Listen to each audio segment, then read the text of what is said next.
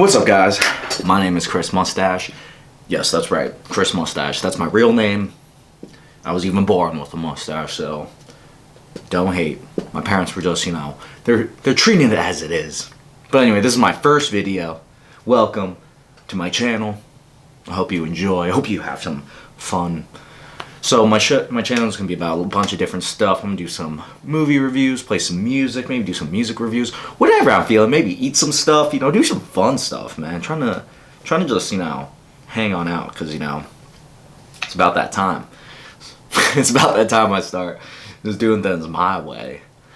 Anyway, so today I'm gonna just give you guys a quick review of a movie I just watched, Parasite, and also I'm gonna play you a song. So first things first, to get myself a little loosey-goosey, I'm gonna play you guys something. So whenever I play music, I always improv. I played these chords before, but whatever I sing about is something different. Today, I'm gonna, sing about what comes to mind. Probably something romantic, girl-related, because it's real easy to sing about girls. You just put baby in there, throw in some, so whatever, just, again, having fun. That's what I'm all about. Alright, so we'll get started. Okay.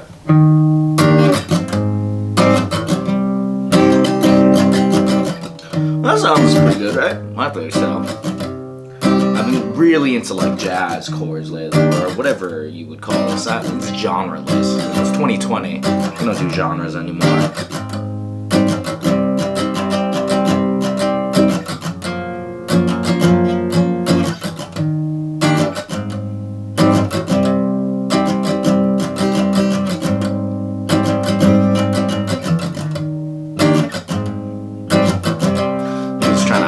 Get a feel for it, because that's what you gotta do sometimes with songs. Just feel the chords.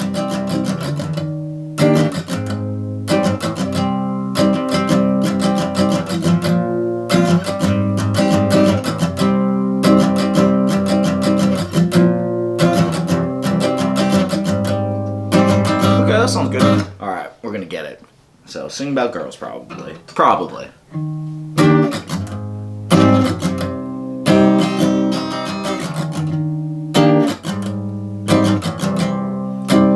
I've been asking myself why I look into your eyes. All I see is my future deep beneath those baby blues that I can't hide. Oh, baby, I want you to love me. Ooh, with every part that you got. I just wanna make you see that I'm valuable, and it's you and me against the world. Oh, it's you and me against the world. Oh yeah. Yeah, it's you and me against the world, baby. So stupid. Just for those of you who are wondering, I'm not laughing because I think I'm hilarious. I'm laughing because it's so dumb. Sometimes it's too much. Now time for the breakdown.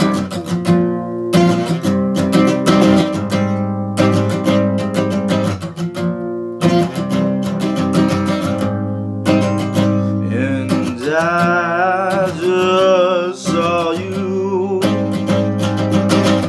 deep inside of my heart. I can't stop myself from loving you, but I'll give you all that I got. Oh, I'll give you all that I got. Oh, baby, I can't run. No, yeah, I can't run. Oh baby, I can't run from you. Oh baby, I cannot run. Back to the beginning.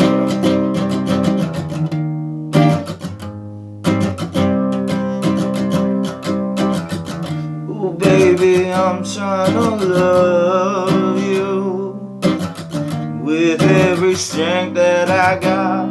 Ooh, but I just want to love you, but now I know that you don't care. Ooh, yeah, no, I know that you don't care. Ooh, I know that you don't care. Ooh, yeah, I know that you don't care. That's all I got. Alright guys, we're gonna go right into the review. I'm gonna be reviewing Parasite, that was directed by Bong Joon. And again, I apologize if I pronounce anything incorrectly. I'm American, I'm uncultured, I'm basic. So I apologize if I pronounce anything wrong, but I'll try my best. I'll try my very best. So Parasite got a lot of accolades in the Academy, so I wanted to check it out, see how I feel, give it the old Chris mustache brush.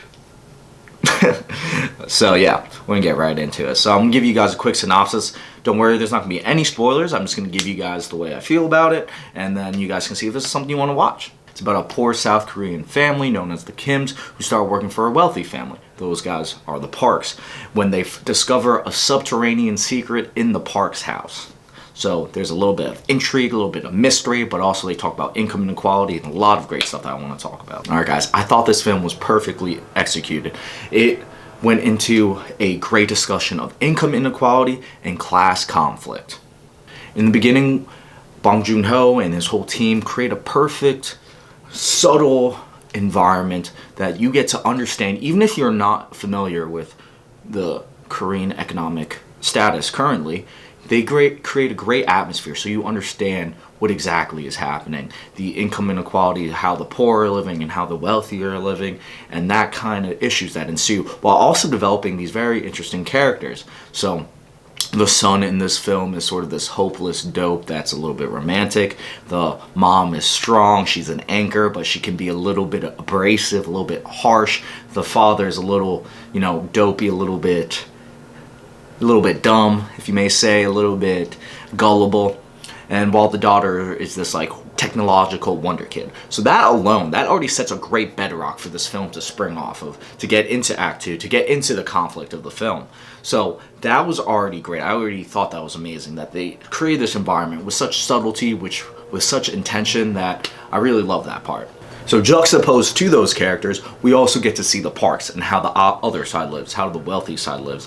And this is also expertly crafted without being too obvious again. So I'm not going to go too much into what their lives were like, just because that's sort of how the film develops and sort of what keeps you going and keeps you wanting to see more. But I thought that was also great because we got to see how both sides live. So at first, this film was a very quiet discussion on the socioeconomic status of Korea at this time. But as it gets into the conflict, while it gets into Act 2, he really puts a hammer onto what he wants you to feel, wants you to sense about his culture at this time, about the economy, about social status, all of that, in both the actual action of the actual plot that is happening within the film, but also the underlying themes that he wants to get across as well. There are thoughts about how people perceive each other from different income classes. There are thoughts about what are you willing to do to make money. So when we get into the second act of the film, this sort of quiet discussion on the socioeconomic status of Korea at the time becomes eruptive. It becomes explosive. Bong Joon-ho really hammers it down. His whole team just really sets this up for what's happening literally in the story and what's also happening underneath. The underlying themes that are also being presented become way more obvious about how people perceive each other, how the rich stick their nose up literally and figuratively during this film, and a bunch of other great ideas that start being really presented and really forcing the audience to think about it and really come up with your own ideas about it and just really challenged the way that I thought personally while I was watching it. So at the very climax of this film, I believe the Bong Joon-ho, his writer, his whole team really takes a bow, basically, when they finally finish the film, when they finally have that third act, that moment where everything is getting resolved, everything is just coming together, that big loud crescendo of plot, character, conflict, all of it comes together so perfectly, so well it was so well established that it just brought this film to another level that I thought was amazing. And without spoiling too much, it really gave you a lasting taste after the film was over, and I kept thinking about it even after I finished watching it. So now to go into a little bit more of the technical stuff about this film, the cinematography is very beautiful. It focuses a lot on shapes, a lot on rectangles, about symmetry, and it's very pretty, very well thought out. And I think that, you know, why the cinematography really stuck out was because the editor allowed these shots to stay for longer periods of time, so you could really appreciate the beauty of the scenes and the sort of meditation that you're supposed to be going through while you're watching this film, because that's what this type of film is. It is a meditative film. In addition to, as it gets on, while it goes on, the plot develops. So it has those two levels. It has that level where you're supposed to be thinking about these themes, about culture, about economy, about how people perceive each other, while also creating this very interesting thriller at the same time. So these two things are happening, and they are moving along together. So as you learn more about the socioeconomic status, what it means to, you know, what you would do for money, that those kind of thoughts, you also see the plot thicken.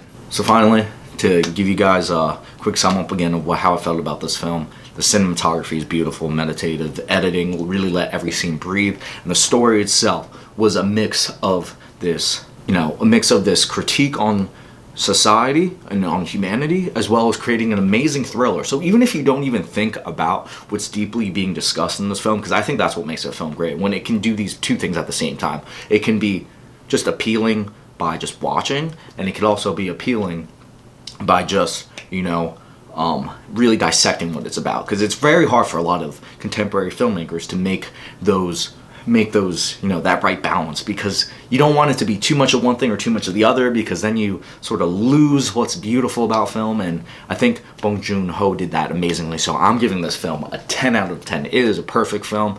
Only thing I can say, the caveat, is that I am a native English speaker, or American English, not even British English. I'm a native English speaker, so I can't pick up the nuances in the dialogue and the acting and the performances themselves. I mean, I like the performances, but I mean, maybe someone who is Korean could see that maybe it wasn't as strong as I thought. But putting that aside, I give this film a 10 out of 10. I would highly recommend watch it when you can. There's a reason why it won so many awards. There's a reason why so many people are raving about it. Watch it, and you know, I'll come back at you guys next week with another review, or tomorrow, or the next day, or the next hour, or maybe I'll just be everywhere all at the same time. But yeah, I'll see you guys next time. This is Chris Moustache signing off.